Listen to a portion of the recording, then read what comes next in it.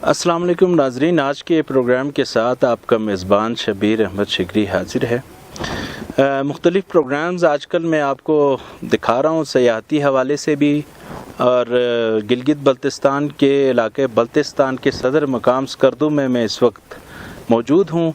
7,500 feet की बुलंदी पे सतह समंदर से, और बड़े खूबसूरत नज़ारे आपने देखे। दियोसाई की भी आपको सैर कराई और मुख्तलिफ़ मकामात की, नानसुख की, और इसी तरह दूसरे मुख्तलिफ़ मकामात, खूबसूरत मकामात की आपको हमने सैर कराई। और आज हमारा मूड है कि साथ साथ आपको इस खत्ते की एक तारीख़ी और जोग्राफियाई लिहाज से उस अहमियत के हवाले से भी हम बातचीत करेंगे। नाजरीन, बल्तिस्तान जो है, माजी में बल्तिस्तान को एक बहुत बड़ी अहमियत हासिल रही है। ज़बान के लिहाज से, तहज़ीब के लिहाज से ये कदीम तरीन जो है तहज़ीब है दुनिया की, जिसको हम आज बाकायदा साबित करने की कोशिश करेंगे दलाइल की सूरत में। और बल्तिस्तान 4 डिस्ट्रिक्ट्स पर मुश्तमिल है: स्कर्दू, गांछे, शिगर और खरमंग। तो यहाँ की मादरी ज़बान जो है बल्ती है, और यहाँ की बल्तिस्तान की आबादी जो है तकरीबन 4 लाख है। ये पूरा ख़ित्ता जो है गिलगित बल्तिस्तान तकरीबन 28,500 जो है स्क्वायर किलोमीटर पर मुश्तमिल है।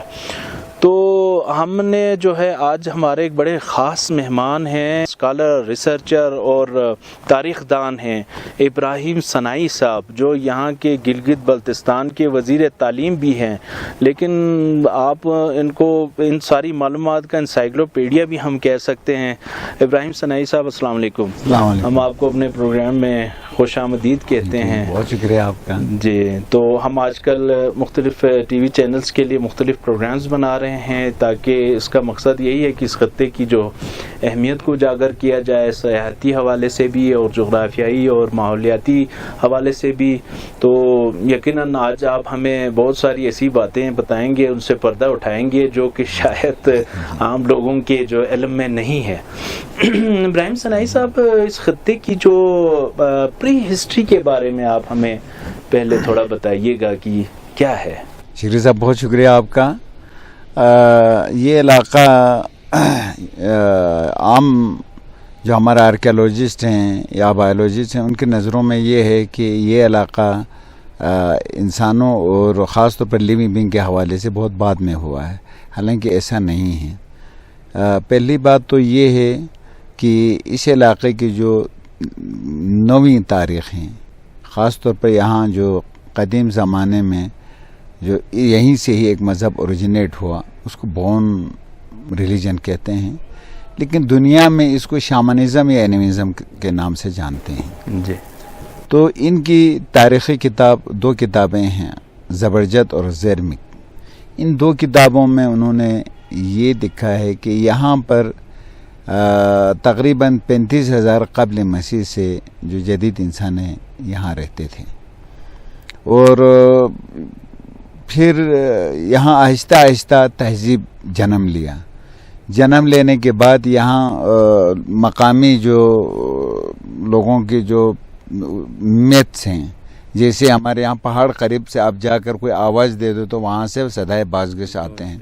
तो उस ज़माने में ये सोच होता था जी, ये कोई सदाए बाज़गश को तो कोई समझ नहीं सकते थे साइंटिफिकली, वो समझते थे पहाड़ की देवी या देवता जवाब दे रहे हैं जी। इसी तरीके से कहीं से सैलाब आया, मसलन जून जुलाई में हमारे यहाँ बारिशों का मौसम होते हैं, सैलाब आते थे तो समझते थे देवी देवता पहाड़ों पे रहते हैं, तो कोई देवी या देवता नाराज़ हो गए, उन्होंने इंसानी आबादी पे अजाब डाला है। तो हमारे यहाँ भेड़ बकरियाँ ज़बह करके वो सैलाब में फेंक देते थे ताकि कुर्बानी दे के देवी देवता को खुश करें। तो इस तरीके से ये इर्तिकाई अमल से आगे बढ़े हैं। यहाँ की तहज़ीब के अंदर आपको दिगर तहज़ीबों के असरात कम नज़र आएंगे, जो आप कदीम अब तहज़ीबों को स्टडी करो, लेकिन इधर के जो असरात हैं, आप दजला और फुरात की मेसोपोटामिया की आप हिस्ट्री देखें तो वहाँ उनकी हिस्ट्री में एक स्नोमैन का नाम भी लेता है, बर्फ़ वाले लोग जी, ठीक है जी।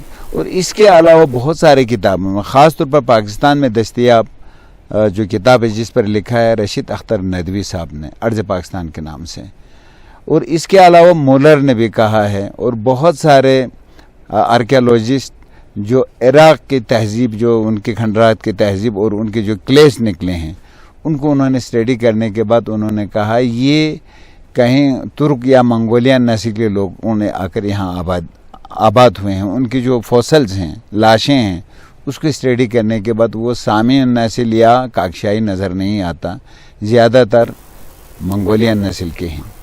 لیکن ہم تو چلو جی مان گئے یہ منگولیا کے ہیں، لیکن ان کی جو کاسموگونی ہے، تخلیق کائنات، یعنی زمزمہ تخلیق کے نام سے جو ان کی تختیوں پر لکھے ہوئے ہیں، وہ دریافت ہونے کے بعد اس کو عربی میں، عبرانی سے عربی میں، انگلش میں، اردو میں ٹرانسلیٹ ہوا ہے. اردو میں سید سبط حسن مرحوم کی کتاب ہے ماضی کے مزار.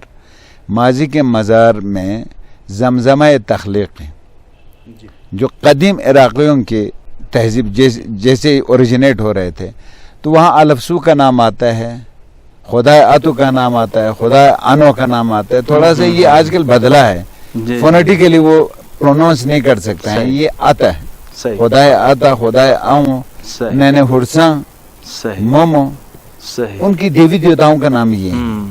اور یہ یہاں کی بلتی زبان ہے، یہ نہ عربی ہے نہ کوئی اور زبان ہے. بہت سارے آپ فونیٹیکلی ان کو پرونونس کریں گے تو آپ عربی میں پرونونس نہیں کر سکتے ہیں. تو ان تہذیبوں کے جو ٹیبلٹس پہ جو لکھ کے ابھی دنیا کے سامنے آئے ہیں، آپ اور میں اس کو بہتر طریقے سے، بہتر پروننسیشن کے ساتھ پڑھ سکتے ہیں بجائے عربی یا دیگر زبانوں. مثلا عربی میں پاکستان ہے، ہم اردو میں پاکستان کے، عربی میں ال پاکستان کہے گا، پا وہ نہیں کہہ سکتے، وہاں کے الفاظ نہیں نکال سکتے ہیں. تو آپ اس پورے جو اس کی ہم نے تو کھدائی نہیں کی، انہوں نے کی ہے. یہ 1960-65 کے دہائی میں ہوا ہے. آپ اس کو آج آپ کو پڑھیں گے تو آپ کو پتہ چلے گا کہ ان کی تہذیبوں میں ایک تو ایتھنیکلی ان کے فوسل کے ساتھ یہ ثابت ہے، دوسرا ان کی زبان ہے جو خاص ٹول ہے، جو کسی نسلی قومی شناخت کو دیکھنے کے لیے یہ ایز اے ٹول خاص طور پر جرمن اسکالرز نے اس کو استعمال کیا. تو لہٰذا عراق کی تہذیب میں بھی ہے. اسی طریقے سے مشرقی یورپ میں ایک سلطنت قائم ہوئی، کورگن سویلائزیشن یا سلطنت کے نام سے. تو وہاں جو سلطنت قائم تھا وہ مالدیوا میں تھا، جو ابھی روس سے آزاد وہ چھوٹا سا ملک ہے. وہاں جو ان کی کیپٹل تھا اس کو آج بھی بلتی کہتے ہیں، جہاں جو سلطنت قائم ہوا. اور وہاں جو زبان بولتے تھے ٹوچرین بھی کہتے ہیں، اور اس کو پروٹو انڈو یورپین بھی کہتے ہیں. وہ جو زبان بولتے تھے وہ یہاں التائک سے گئے، التائک زبان کے آف شوٹ ہیں. اور التائک زبان چٹاس کے تھے اور بلتائی کے آف شوٹ ہیں. ان دونوں کی زبان کے اختلاط سے التائک زبان آیا. تو اب آپ اندازہ لگائیں، پروٹو انڈو یورپین سے ٹوچرین زیادہ پرانی ہے، ٹوچرین سے التائک پرانی ہے، اور التائک خود آف شوٹ ہے ان دو زبانوں کا.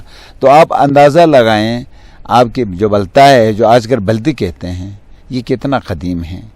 انڈو یورپین، انڈو آرین زبانوں سے یہ قدیم ہے. اور اس وقت بلتی زبان کو اہل زبان دانشور اس کو سینو تبتن لینگویج سے ریلیٹ کرتے ہیں، یہ ان سے الگ ہیں. تو آپ کو لینگوسٹیکلی آپ کو پری ہسٹری سے آپ کی بلتی زبان ملے گا. اور پری ہسٹری اگر آپ انسانوں کے وجود کو بھی دیکھیں، بونوں کے علاوہ جدید سائنسی تحقیق سے بھی پتہ چلا ہے کہ یہ علاقہ انسانوں کی زندگی کے لیے زیادہ مناسب تھا. چونکہ آپ جوراسک پیریڈ کو پڑھیں، آپ ڈائنوسار کے پیریڈ کو پڑھیں، تو میدانوں میں یہ جو ریپٹائلز تھے یہ سمندر میں بھی جاتے تھے، میدانوں میں بھی آتے. تو انسان بہت کمزور تھے. تو جب انسان میدانوں میں رہ نہیں سکتے تھے، بڑے بڑے ریپٹائلز ان کو نگل لیتے تھے. تو انسانوں کا جو رہائش گاہ رہا ہے وہ پہاڑ رہے ہیں. اب میک اپ جوزف کے اس کے 12 جلدوں پر مشتمل وہ برفانی دور کا مشہور، دنیا میں مشہور تاریخ دان ہے. وہ کہتے ہیں جی انسانوں کی تہذیب غاروں میں اور آگ کے الاؤ کی گرد ہوئے. اگر آپ آج سے 20-30 لاکھ سال پہلے کا افریقہ دیکھیں تو افریقہ اتنا گرم تھا، وہاں زندگی، وہاں پنپنا، اوریجنیٹ ہونا بہت مشکل تھا. جبکہ یہ علاقہ پلسطین کے ایرا میں، اس دور میں، یعنی آج سے 28 سے 40 لاکھ سال پہلے، یہ علاقہ آج ہم اسکردوں میں پہاڑوں کی جڑوں میں بیٹھے ہیں. آج سے 40 لاکھ سال پہلے یہ پلیٹو تھا. یہ پہاڑ کی چوٹیاں صرف ان کے سر نظر آتے تھے, باقی کچھ نظر نہیں آتا تھا. اور ان کی بلندی, اس علاقے کی بلندی جو آج K2 8611 میٹر ہیں, اس دور میں 800 میٹر تھے. اور بحر عرب کی جتنے مونسون ہوائیں آتی تھیں وہ جو آپ کے مغرب کی طرف پہاڑی ہیں یہ روک نہیں سکتے تھے. یہ چھوٹے تھے, راک فارمنگ اس وقت اتنی سپیڈ پہ نہیں ہوا تھا. تو اس وقت یہاں پر اینیول جو پریٹیسپیشن ہے, بارش ہیں, وہ 3.5 سے 4,000 ملی میٹر بارشیں ہوتی تھیں.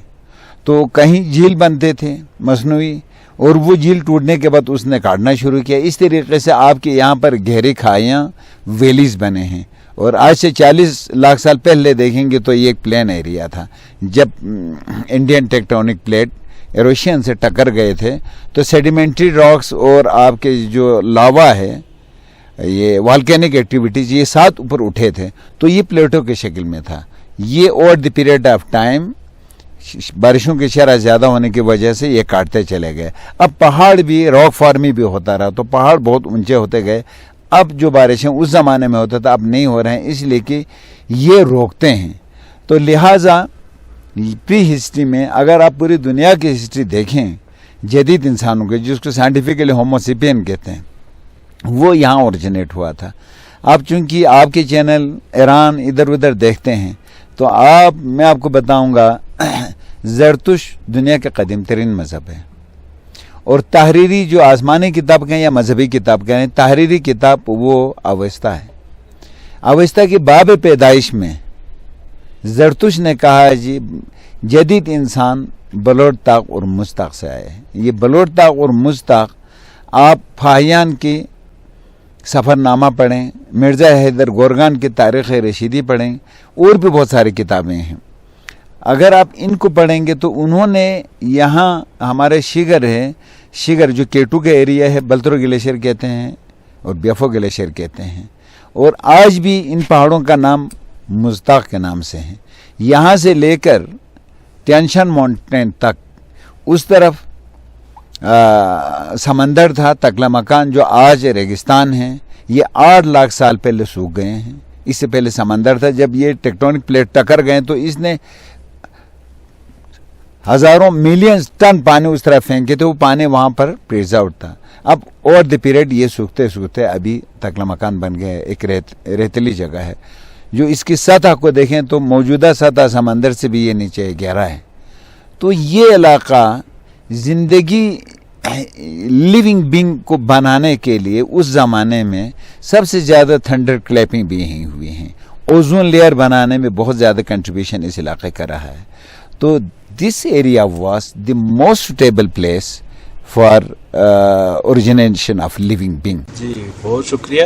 ناظرین آپ نے دیکھا ابراہیم صنائی صاحب نے تو بڑے خوبصورت اور بڑے حیرت انگیز, میں تو ان کو انکشافات کہوں گا, جس انداز میں انہوں نے جو یہاں کی تاریخ اور یہاں کی زبان کی تاریخ, تہذیب کی تاریخ اور حتیٰ کہ دنیا میں جو حیات کی ابتدا ہوئی ہے اس حوالے سے بھی انہوں نے بڑی اہم گفتگو کی ہے. تو یہ گفتگو جاری رہتی ہے. اب ہم یہاں پر لیتے ہیں ایک چھوٹا سا بریک اور ملتے ہیں ایک بریک کے بعد.